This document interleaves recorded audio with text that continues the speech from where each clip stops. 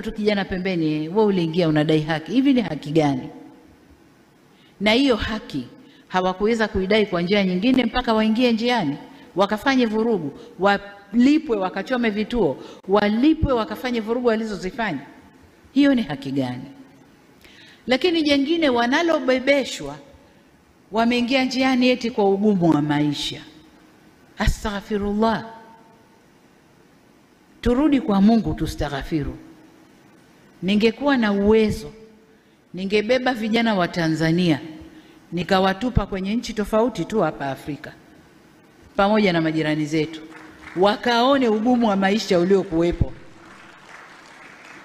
alafu waseme kwamba kwao Tanzania ni pahala pema. Hawana sababu, hawana. Ugumu wa maisha kwa raha zako kabisa. Mwenye ugumu wa maisha kweli kwa raha zake kabisa ataingia njiani akaimbe